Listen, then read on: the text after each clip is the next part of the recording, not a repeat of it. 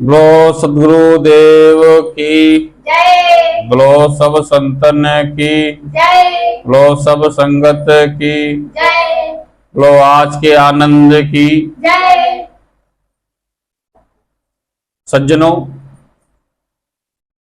अध्यात्म स्वरूप चैनल के माध्यम से लगातार सत्संग का आनंद जितने भी दिव्य आत्माएं श्रोतागण ले रहे हैं उन सबको दिल से कोटि कोटि नमन करते हुए आज का सत्संग प्रारंभ करता हूं। आज का विषय है नास्तिक और आस्तिक कौन, यानी नास्तिक और आस्तिक का भेद क्या है। इस संसार में दो तरह के लोग दो तरह की मान्यताओं में चल रहे हैं। एक तरफ वो लोग हैं जो नास्तिकता में जीते हैं और एक लोग वो हैं जो आस्तिकता में जीते हैं। तो नास्तिक और आस्तिक, नास्तिक का कहना है कि ये संसार में कोई ईश्वर नहीं है, ईश्वर की कोई सत्ता नहीं है और ये पूरी प्रकृति है, ये स्वयं ही इसका निर्माण हुआ है और स्वयं ही अपनी व्यवस्थाओं से चलती है। ऐसा नास्तिक का मानना है। आस्तिक का मानना है कि एक ईश्वर है जिसके कारण से ही पूरी सृष्टि चलती है। तो आज देखते हैं कि आस्तिक और नास्तिक क्या है। मेरे हिसाब से इस पूरे ब्रह्मांड में अपितु पूरे संसार में जो है वो आस्तिक ही है, वो नास्तिक हो ही नहीं सकता। जो है वो आस्तिक ही है, नास्तिक हो ही नहीं सकता, क्योंकि जो है का मतलब उसका अस्तित्व है, यानी मैं हूं तो उसका खुद ही प्रमाण है कि मैं हूं। अगर मैं हूं तो मेरा अस्तित्व है और मेरा अस्तित्व है तो परमात्मा का भी अस्तित्व है, क्योंकि मेरे होने का प्रमाण ही है कि परमात्मा का होना। तो संसार में जितने लोग हैं सभी आस्तिक हैं, नास्तिक तो कोई नहीं है। और जो ऐसा सोचता है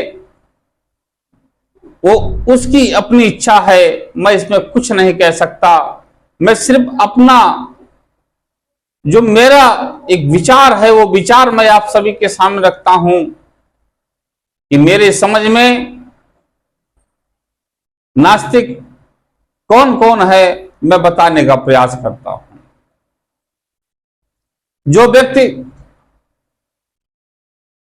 अपने इंद्रियों के वशीभूत रहता है, अपने में बंधन बनाए रहता है, अपने मन को नहीं समझता, ज्ञान को नहीं समझता, जो अज्ञानी है, जो वास्तविकता को नहीं समझता, मेरे ख्याल से वो नास्तिक ही है, वो आस्तिक नहीं हो सकता।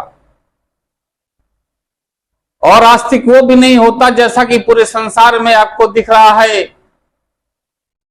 कि कोई राम नामी चित्र ओढ़ के घूम रहा है, कोई गमछा पहन के घूम रहा है, कोई टीका लगाकर घूम रहा है, तरह तरह के स्वयंभू बना घूम रहा है और नाच रहा है, गा रहा है, नारे लगा रहा है।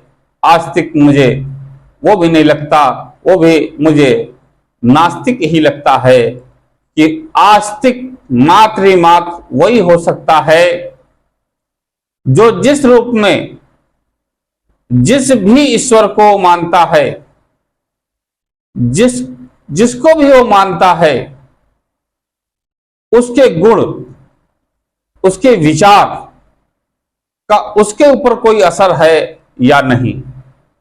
एग्जाम्पल में यदि कोई राम को मानता है तो राम की प्रतिमा के सामने बैठ करके पूजा करना और याचना करना और ये दिखावा करना कि वो राम को मानता है, लेकिन राम के कोई भी गुण उसके अंदर नहीं है, तो वो आस्तिक नहीं हो सकता। मेरे नजर में वो नास्तिक ही है, मात्र दिखावा कर रहा है, वास्तव में वो आस्तिक नहीं है। आस्तिक का मतलब है कि राम के अस्तित्व को मानना, राम के गुणों को धारण करना, उनके बताए हुए मार्ग पर चलना और स्वयं का चरित्र भी वैसा ही बनाना जैसा राम का चरित्र था। वो अपने सभी दुर्गुणों को त्याग करके यदि उस गुणों को धारण करता है तब वो आस्तिक होता है, वरना मेरी नजर में वो नास्तिक है जो कि जिस भी इष्ट को मानता है उसके गुणों को धारण नहीं करता, उसके बताए हुए मार्ग पर नहीं चलता, वो नास्तिक ही है। दूसरा एग्जाम्पल, जिस प्रकार से राम को मानने वाले भारत में बहुत से लोग हैं, लेकिन मैं यहां पर एक दृश्य देखता हूं कि लोग रामायण कराते हैं, रामायण का पाठ कराते हैं, 24 घंटे का वो राम का नाम लेते हैं और रामचरितमानस की चौपाइयां गाते हैं। लेकिन वो 24 घंटा उनके घरों में चौपाई होती है, लेकिन जिस श्रोता के घर में चौपाई जो है उसकी रामचरितमानस की चौपाइयां पढ़ी जा रही हैं, उनके गुणों का वखान किया जा रहा है मौखिक रूप से, वास्तविक रूप से क्या वो उस पर चल रहे हैं? क्या उन्होंने एक भी गुण राम का धारण किया कि नहीं किया? यदि 24 घंटे का पाठ हुआ और सुबह में उस घर का कोई भी व्यक्ति अपने भाई को हे दृष्टि से देखता है, नीची दृष्टि से देखता है, उसको निंदक समझता है या नीचा समझता है, वो नास्तिक है, वो आस्तिक कभी नहीं हो सकता। यदि वो पाठ करने के बाद उसमें अगर क्षमता नहीं है, अगर वो राम को नहीं मान सकता, राम के गुणों को धारण नहीं करा सकता, तो नास्तिक होना उसका जायज है, आस्तिक कभी नहीं हो सकता है, क्योंकि उससे राम का भी अपमान होता है कि 24 घंटे का पाठ हुआ और सुबह वो अकारण ही किसी राह चलते व्यक्ति को या किसी कमजोर व्यक्ति को यदि मुख से वो गाली निकालता है, उसके दिल को ठेस पहुंचाता है, तो वो नास्तिक है, वो कभी आस्तिक नहीं हो सकता। जो भी व्यक्ति इस पूरे संसार में, जो मेरा एक विचार कहता है, मेरे अंदर जो भावना है, मुझे ऐसा लगता है कि पूरे संसार में जितने स्वयंभू बने घूम रहे हैं, जितने जयकारे लगा रहे हैं, बड़े बड़े मुख से जो है बाहर गुणगान कर रहे हैं, किसी इष्ट या किसी देवी देवताओं का महिमा मंडल कर रहे हैं, लेकिन यदि उनके गुणों को धारण नहीं कर रहे हैं, उनकी वृत्तियों में कोई सुधार नहीं हो रहा है, उनके गुणों में किसी प्रकार का कोई सुधार नहीं हो रहा है और छल कपट ईर्ष्या द्वेष में लगे हुए हैं, वो अपनी इंद्रियों को नहीं साध पा रहे हैं, अपनी वाणी को नहीं साध पा रहे हैं और हमेशा ईर्ष्या द्वेष में लगे हैं, वो नास्तिक हैं, वो आस्तिक कभी नहीं हो सकते। और वो उतने ही बड़े दुश्मन हैं समाज के, और समाज के दुश्मन तो बाद में होंगे, पहले वो राम के, वो इष्ट के दुश्मन हैं जो कि ढोंग कर रहे हैं, वास्तव में वो पाखंड कर रहे हैं। वास्तव में अंधविश्वास उसी को कहते हैं जिस पर विश्वास ना किया जाए। विश्वास कहां कर रहे हैं? इसलिए जो भी व्यक्ति, यदि आपके पास सामर्थ्य नहीं है तो आपको स्वयंभू बनने की कोई जरूरत नहीं है। आपके पास सामर्थ्य नहीं है, अगर उस कार्य को करने का तो मन मत करिए। किसी को दिखावा करने से पाखंड करने से कुछ नहीं होता है कि आपने अपने यहाँ यज्ञ करा दिया, भंडारा करा दिया, आपने यहाँ पर राम का जाप करा दिया, आपने रामायण का पाठ करा दिया, आपके गुणों में कोई सुधार नहीं हुआ, आपके वृत्तियों में कोई सुधार नहीं हुआ, आपके आचरण में कोई सुधार नहीं हुआ, तो आप नास्तिक हैं और पूरे संसार को भ्रमित कर रहे हैं, लोग को दिखावा कर रहे हैं, और जो दिखावा होता है वही पाखंड और वही अंधविश्वास होता है। और जो अंधविश्वास और पाखंड करता है, जो पाखंडी होता है, वही मेरी नजर में नास्तिक है। और जो उसके गुणों को धारण करता है, उसके बताए हुए मार्ग पर चलता है और अपने जीवन को धन्य करता है, और साथ साथ इस प्रकृति, ये खूबसूरत जो कि ईश्वर की बनाई हुई जो प्रकृति है, इसकी भी ध्यान देखभाल करता है। इतनी बड़ी ताकत होने के बाद आकाश तत्व इसके अंदर होने के पास, ज्ञान का था भंडार होने के बाद, अगर वो प्रकृति की देखभाल नहीं कर सकता, वो वन और वृक्षों की देखभाल नहीं कर सकता, वो जीव मात्र पर दया नहीं कर सकता, वो पानी नदियों की साफ सफाई नहीं कर सकता, अपने घर के आसपास की सफाई नहीं कर सकता, अपने शरीर के साथ साथ अन्य चीजों की सफाई नहीं करता है, वो नास्तिक है और वो पाखंडी और वो अंधविश्वास है। मैं उसको नास्तिक कहता हूं जो पाखंड और अंधविश्वासी होते हैं, मैं उनको नास्तिक कहता हूं। मेरे नजर में बुद्ध भी कोई नास्तिक नहीं है, मेरी नजर में भगवान महावीर भी नास्तिक नहीं है, मेरी नजर में इस दुनिया में कोई भी नास्तिक नहीं होता। नास्तिक सिर्फ वो होता है जो पाखंड करता है, अंधविश्वास पर जीता है।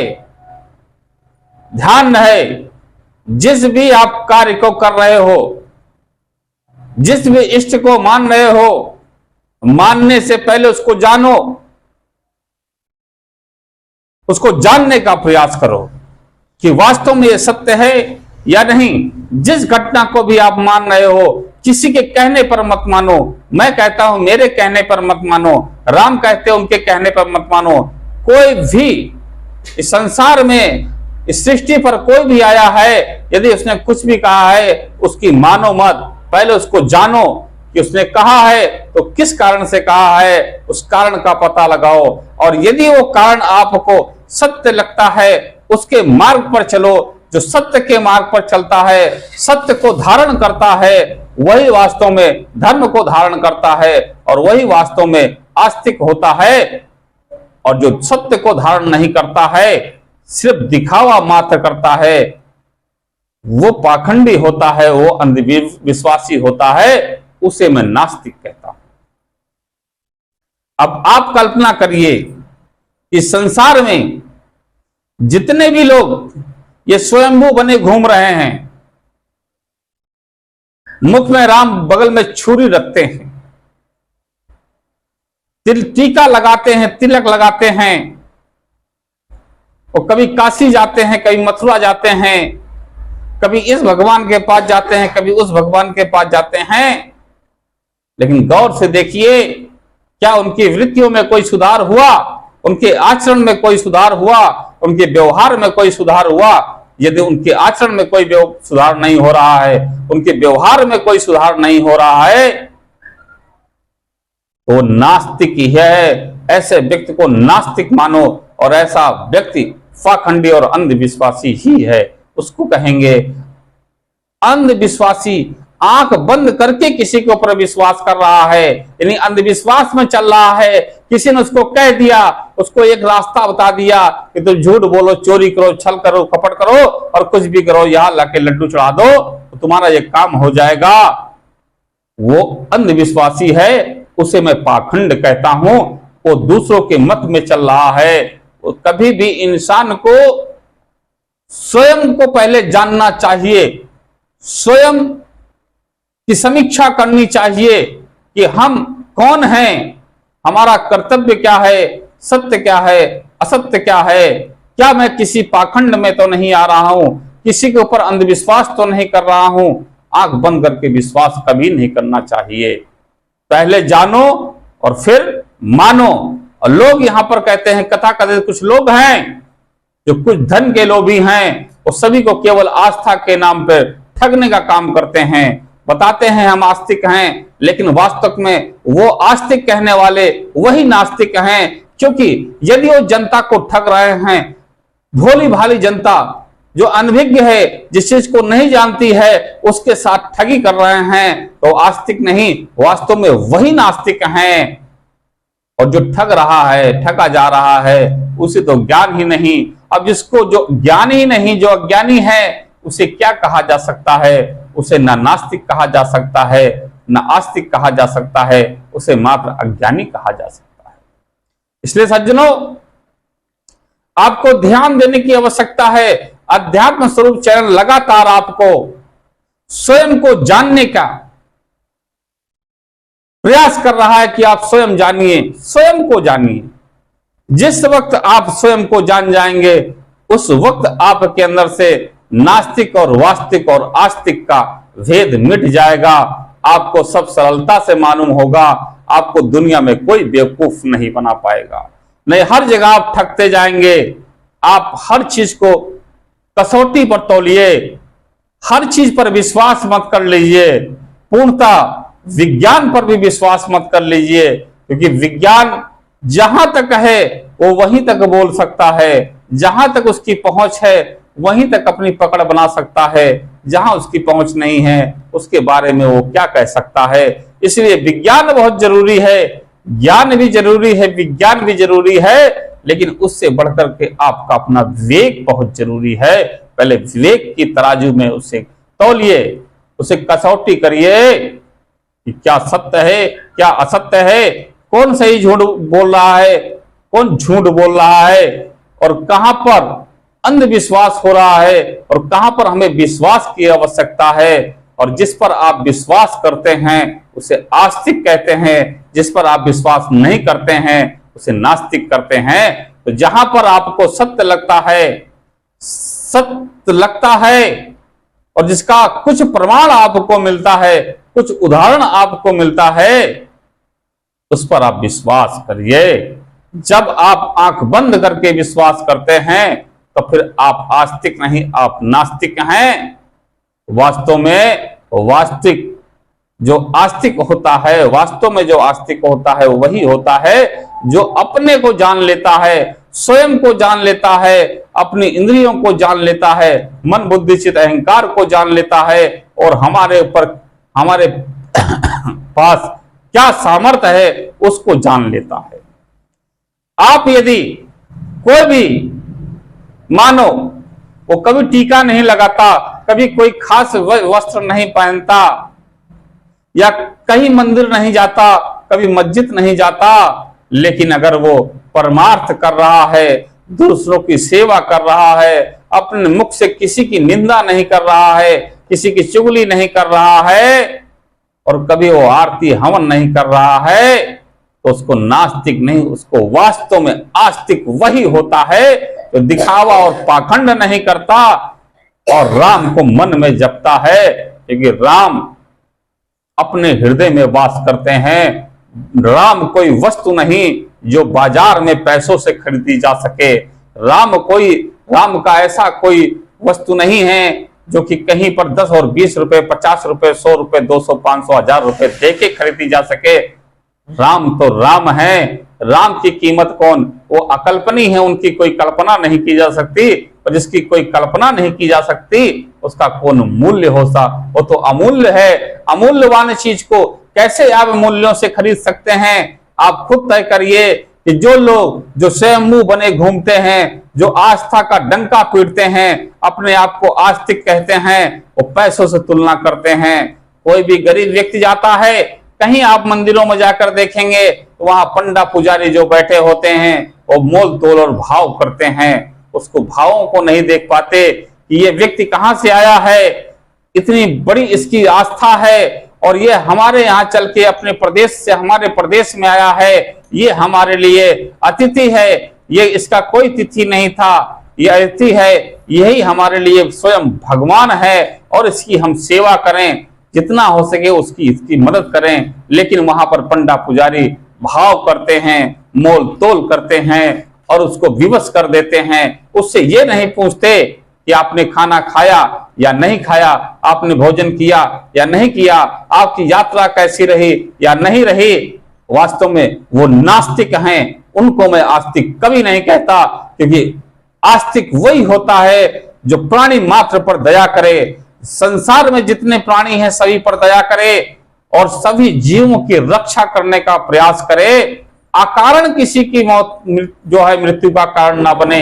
यदि कोई ऐसा कोई मंजर आ जाए, ऐसी कोई संभावना उत्पन्न हो जाए जिसको लगे कि अब मेरा प्राण संकट में है, मैं नहीं बच सकता हूं और कोई विकल्प नहीं बचता है, उस वक्त अपनी जान बचाने के लिए यदि वो किसी जीव की हत्या करता है तो एक बार माना जा सकता है कि उसने मजबूरी में किया है। लेकिन जानबूझकर करना जो भी व्यक्ति जानबूझ करके किसी के दिल को ठेस पहुंचाता है, किसी जीव की हत्या करता है, अपने जुबान के स्वाद के लिए हत्या करता है, वो नास्तिक है, वो कभी आस्तिक नहीं हो सकता।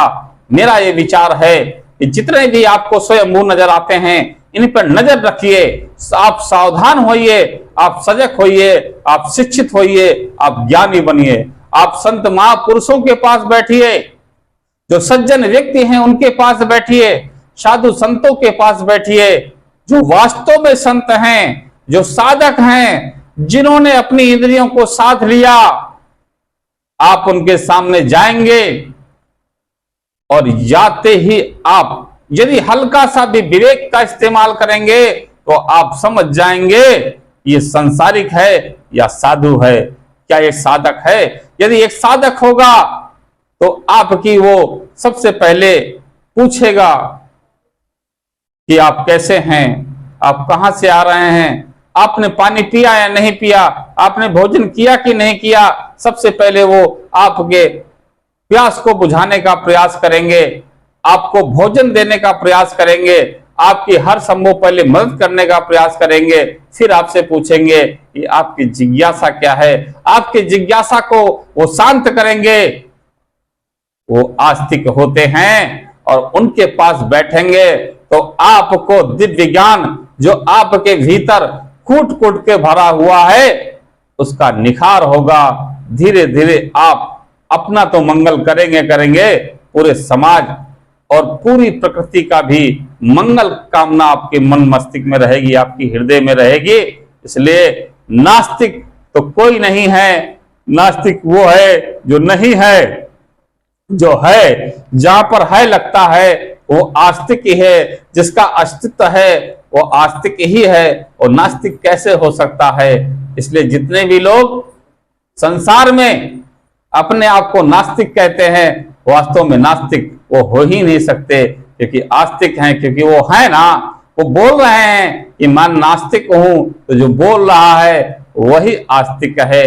वो है बोल रहा है ना कि मैं नास्तिक नहीं हूं, तो जो बोल रहा है कि मैं नास्तिक नहीं हूं, वो बोल रहा है, जो बोल रहा है वही आस्तिक है। इसलिए संसार में अगर कोई भी बोल रहा है, यदि कोई भी प्राणी बोल रहा है तो आस्तिक ही है, नास्तिक नहीं होता। उससे कभी भी आप भेदभाव मत करिए, उसको कभी भी तिरस्कृत मत करिए, उसको ऐसा मत कहिए कि उसके दिल को ठेस लगे।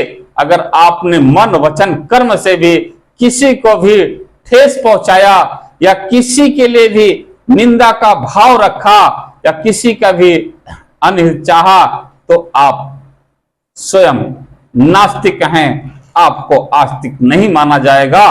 अब आप निर्णय करिए कि आपको आस्तिक बनना है या आप नास्तिक बनना है। मैं कहता हूं आपको, आप नास्तिक और आस्तिक वास्तविक पर बाद में जाइए, पहले आप स्वयं को जानना शुरू करिए। जब आप स्वयं को जानना शुरू कर देंगे तो वास्तविक में नास्तिक कौन है और आस्तिक कौन है इसका अर्थ लगाना शुरू कर देंगे। सत्य क्या है, झूठ क्या है, इसका आप निर्णय स्वयं करना शुरू कर देंगे। इसलिए हे दिव्यात्माओं, आपसे निवेदन है कि जितने भी राजनीतिक दल हैं, इन दलों के चक्कर मत आइए। जितने भी ये पंथ बने हैं, ये सभी अपना अपना दल है, ये अपना अपना झंडे का प्रचार करते हैं, और वो कहता है मेरा झंडा सबसे ऊंचा, वो कहता है मेरा झंडा सबसे ऊंचा। इन झंडों पर मत जाइए। किसी भी व्यक्ति के ऊपर आंख बंद करके जो विश्वास करता है उसे अंधविश्वासी कहते हैं, और जो अंधविश्वासी होता है वो नास्तिक होता है, क्योंकि उसकी आस्था किसी पर नहीं हो सकती है, वो सभी पर मानता है। और देखिए, और मैं आपको बताऊं कि अगर आपको और देखना है कि नास्तिक और आस्तिक का फर्क देखना है, तो आप ये देखिए कि जो व्यक्ति किसी एक को नहीं मान रहा है, वो कभी इसको मान रहा है, कभी उसको मान रहा है, कभी उसको मान रहा है, कभी यहां जा रहा है, कभी वहां जा रहा है, कभी यहां जा रहा है, और उसका प्रचार कर रहा है। यदि वो प्रचार कर रहा है किसी एक का नहीं, अनेक का प्रचार कर रहा है, तो वास्तविक नहीं, वो नास्तिक ही है। क्योंकि साहब कहते हैं सदगुरु कबीर साहब कहते हैं कि एक साधे सब सधे, सब साधे सब जाए। जो एक को साध लेता है वही आस्तिक होता है, जो सबको साधने का प्रयास करता है वो नास्तिक होता है। मेरे विचार में नास्तिक और आस्तिक का अर्थ यही है।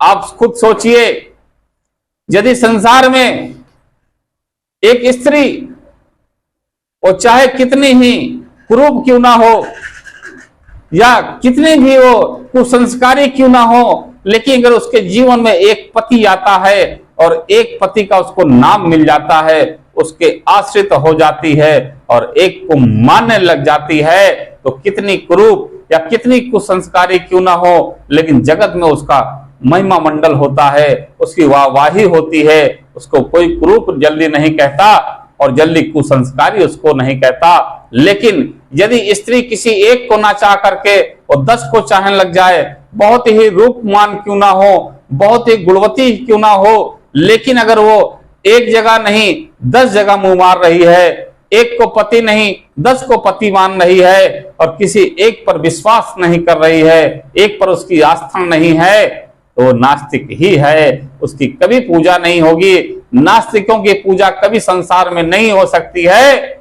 यदि स्त्री एक को ना चाह करके 10 को चाह रही है तो वो क्या है? वो नास्तिक है, वो आस्तिक कभी नहीं हो सकती। और यदि कोई भी स्त्री किसी एक पर विश्वास करती है, किसी एक के होने का प्रमाण वो कहती है और एक का नाम लेती है, एक को साध लेती है, जैसे एक को साध लेती है सारे रिश्ते नाते पूरा समाज उसका हो जाता है और उसको कोई भी कुसंस्कारी नहीं कह सकता है। कहने से पहले 100 बार सोच लेगा। इसलिए वो खुद ही पूजनीय हो जाती है, उसके आगे देवी लग जाता है। देवी का अर्थ होता है, जितने भी आप देवी का नाम सुनते हैं, जितनी भी दुर्गा का नाम सुनते हैं, काली का नाम सुनते हैं, तरह तरह की जितने भी आप मूर्तियां देखते हैं, वो सब मात्र संकेतिक हैं, संकेतिक हैं, मात्र संकेतिक हैं। उनका अर्थ देवी जहां लगता है उसका अर्थ होता है प्रकृति से उनका संबंध सीधा है, शक्ति से। ये प्रकृति चल रही है, अगर देवी हैं तभी प्रकृति चल रही है। इसको मैं बाद में समझाऊंगा, लेकिन आप सिर्फ इतना ही सोचिए, इतना ही समझिए कि जो बोल रहा है वही आस्तिक है, नास्तिक कोई हो नहीं सकता। लेकिन जो होने का नकार करता है, यानी राम को मानता है पर राम की नहीं मानता है, कृष्ण को मानता है पर कृष्ण की नहीं मानता है, हनुमान को मानता है पर हनुमान की नहीं मानता है, गुरु को मानता है पर गुरु की नहीं मानता। जो गुरु की नहीं मानता या राम की नहीं मानता वो वास्तव में नास्तिक है, वो कभी आस्तिक नहीं हो सकता। उससे सावधान रहिए, उससे सावधान रहने की आवश्यकता है, क्योंकि खुद ही उसके अंदर किसी भी तरह का गुणों का विकास नहीं है और आपके अंदर भी किसी तरीके का गुण का विकास नहीं होने देगा। इसलिए आप सावधान रहिए, एक साधक बनिए और सचेत रहिए।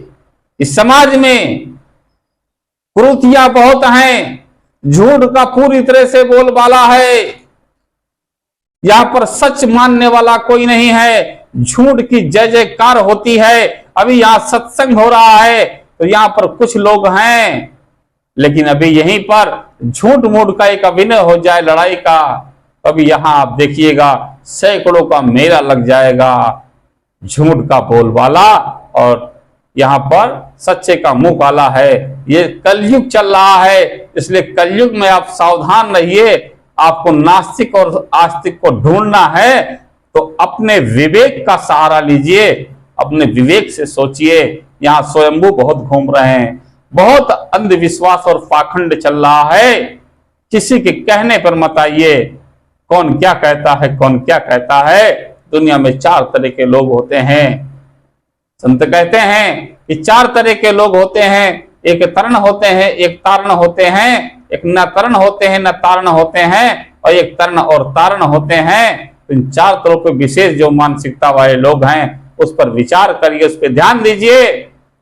तरण वो होता है जो किसी जंगल में गुफाओं में चला जाता है और तपस्या करता है और अपने आप को जो है स्वर्ग या इत्यादि लोक में या मोक्ष को प्राप्त कर जाता है, यानी स्वयं कर जाता है, उसे दुनिया से कोई मतलब नहीं, उसे तरण कहते हैं। और एक व्यक्ति वो होता है जो स्वयं आचरण नहीं करता है, स्वयं न पढ़ता है, ना उसका कोई आचरण होता है, लेकिन दूसरों को सीख देता है, दूसरों से कहता है तुम अच्छे काम करो, तुम पढ़ाई करो, तुम लिखाई करो, तुम ज्ञानी बनो, उसको ज्ञान देता है, लेकिन स्वयं उस ज्ञान मार्ग पर नहीं चलता तो तारण होता है, खुद नहीं तरता लेकिन उसका शिष्य तर जाता है, उसे तारण कहते हैं। और एक होता है तरण और तारण, जो खुद भी ज्ञान को हासिल करता है और दूसरों को भी यही प्रोत्साहित करता है कि ज्ञान से बढ़कर दुनिया में कुछ नहीं है। यदि आपके पास ज्ञान है, ज्ञान की शक्ति है, ज्ञान आपके अंदर, ये आप ज्ञानी हो, आप विवेकी हो, तो आप विवेक कर सकते हो, सत्य और असत्य का निर्णय कर सकते हो, इसलिए ज्ञानी बनो। स्वयं भी ज्ञान अर्जित करता है और दूसरों को भी ज्ञान के लिए प्रोत्साहित करता है। इसलिए मेरी नजर में जो है ज्ञानी व्यक्ति जो होता है वास्तव में वही धार्मिक भी होता है, धार्मिक भी वही होता है, क्योंकि धर्म को वही समझ सकता है जो ज्ञानी होगा। जो अज्ञानी होगा उसे क्या, किसी ने बता दिया, किसी ने कुछ कह दिया कि फलाना देवी है और फलाना देवता है, कभी फलानी मजार पर चले जाओ, कहीं फलानी मंदिर पर चले जाओ, उसके बारे में कुछ नहीं जानता और चला जाता है, वो अकारण ही स्वयंभू बन के घूमता रहता है, उसे न दुनिया की खबर होती है, न गुणों में कोई सुधार करता है, उसे कुछ हासिल नहीं होता, वो नास्तिक है इसलिए उसको हासिल नहीं होता। अगर वो आस्तिक होता तो अपने अस्तित्व को समझता, अपने अस्तित्व को समझ लेता, उसका कल्याण होता। तो आपको बताया तीसरे वो लोग हैं जो स्वयं भी जो है शिक्षा ग्रहण करते हैं, दूसरों को भी यही नसीहत देते हैं, प्रोत्साहित करते हैं कि आप भी शिक्षित बनो, आप भी पढ़ो, खुद भी अपनी इंद्रियों को काबू में करता है, अपने वश में करता है और परतंत्र से मुक्ति करके स्वतंत्र पर जीता है और दूसरों को यही बताता है, तो खुद भी मोक्ष को प्राप्त होता है और दूसरा भी मोक्ष को प्राप्त करवाता है। उसे ही कहते हैं वेदी गुरु। वेदी गुरु होता है जो स्वयं भी तरता है लेकिन साथ में अपने शिष्य को भी तार देता है, उसे कहते हैं तरण और तारण। जो स्वयं भी तरता है और दूसरों को तारता है वो तरण तारण होता है। चौथी तरह के लोग मानसिकता के लोग होते हैं, वो होते हैं कि न तो खुद पढ़ते हैं न दूसरों को पढ़ने देते हैं, न खुद सत्संग सुनते हैं न दूसरे को सुनने देते हैं, न ही वो खुद किसी गुणों को धारण करते हैं न दूसरों को भी जो है धारण करने देते हैं। वो खुद भी झूठ, फरेब, छल, कपट, ईर्ष्या, द्वेष में लगे रहते हैं और दूसरा भी अगर सत्मार्ग के पास जाता है उसकी टांग पकड़कर खींच लेते हैं। ऐसे लोगों को संतों ने कहा है कि ना वो तरण है और ना वो तारण है, ना वो खुद तरते हैं ना दूसरे को तरने देते हैं। सावधान रहिए, दुनिया में वो नास्तिक हैं, वो कितने भी स्वयंभू बने घूमते फिरे, कितने भी मंदिर जाते रहे, मजार जाते रहे, मस्जिद जाते रहे, उनसे सावधान रहिए। वो दुनिया में सबसे खतरनाक लोग हैं, क्योंकि उनसे, उनके पास उनकी संगति करने से आपका कल्याण नहीं, आपका महाविनाश हो जाएगा। ऐसे व्यक्ति से सावधान रहिए। जो व्यक्ति आपके सत्संग में अड़चन डालता हो या आपके सद्बुद्धि में अड़चन डालता हो, आपकी शिक्षा में अड़चन डालता हो, आपको परमार्थ करने से रोकता हो और कथा कथित जब तब करने वाले ढोंगी बाबाओं के चक्कर में पड़ करके उसकी नसीहतें देता हो और झूठ मूठ कर किसी की महिमा मंडल करता हो और करता हुआ घूमता रहे, आपको प्रचार प्रसार करता रहे, उससे सावधान रहिए। वो नास्तिक है, वो कभी आस्तिक नहीं हो सकता है। वो आपको मंदिर में मिल सकता है, मस्जिद में मिल सकता है, गुरुद्वारे में मिल सकता है, गंगा स्नान के तट पर मिल सकता है, लेकिन सावधान रहिए, उसके पास अगर उससे बड़ा नास्तिक दुनिया में कोई नहीं हो सकता है, क्योंकि उससे अगर उसके पास बैठेंगे तो आपका चरित्र हनन हो जाएगा, आपका चरित्र भी जाएगा, आपका ज्ञान भी चला जाएगा, और जो बचा खुचा आपके अंदर थोड़ा बड़ा ज्ञान है वो भी परचर्चा में, परतंत्र में चला जाएगा, दूसरों की ईर्ष्या, दूसरों के साथ छल और कपट में चला जाएगा, क्योंकि वो कपटी होता है, वो विवेकी और ज्ञानी नहीं होता है। नास्तिक हमेशा वही होगा जिसके पास ज्ञान नहीं होगा, जिसके पास छल होगा, कपट होगा, ईर्ष्या होगा, दूसरों के प्रति हमेशा दोषारोपण करता रहे होता होगा, वो आस्तिक कभी नहीं हो सकता है, क्योंकि उसके अंदर सत गुण जो होता है, सतो गुण की प्रधानता उसके अंदर में नहीं है, उसके अंदर विष्णु का वास नहीं हो रहा है, सतो गुण की प्रधानता उसके अंदर में यदि नहीं है तो फिर वो आस्तिक नहीं, वो नास्तिक होता है। इसलिए सज्जनों, जितने भी श्रोतागण मेरे अध्यात्म स्वरूप चैनल के माध्यम से ये सत्संग का सुमरण कर रहे हैं, उन सभी से निवेदन है कि ना तरण और ना तारण, ये चौथी तरह की मानसिकता का लोग, इससे सावधान रहिए। इसको जहां तक हो सके, इसके ये छूत है, यही सूत्र है। चार वर्ण में जो चार रंग बताए, वर्ण का अर्थ होता है रंग भेद जो होता है, शूद्र वही है जो स्वयं न तरता है न दूसरे को तरने देता है, न स्वयं पढ़ता है न दूसरे को पढ़ने देता है। यदि कोई बच्चा पढ़ भी रहा है, उसकी टांग पकड़कर खींचता है, उसको तरह तरह के प्रपंच, तरह तरह के लालच, तरह तरह की चीजें दिखा करके उसका मन भ्रमित कर देता है, उससे सावधान रहिए। वही शूद्र है, वही शूद्र है, उसी वो नीच योनि का है। और चाहे भले जन्म उसने जो है ब्राह्मण के घर में लिया हो, या चाहे उसने क्षत्रिय के घर में लिया हो, चाहे वैश्य के घर में लिया हो, चाहे शूद्र के घर में लिया हो, लेकिन वास्तव में वो ही शूद्र, वही नीच है। उससे बड़ा नीच और उससे बड़ा नास्तिक हमको नहीं लगता कि हम अपनी जो स्वयं की मेरी भावना है उससे मैं व्यक्त करता हूं, वो मेरे नजर में नास्तिक है, वो कभी आस्तिक नहीं हो सकता है। क्यों?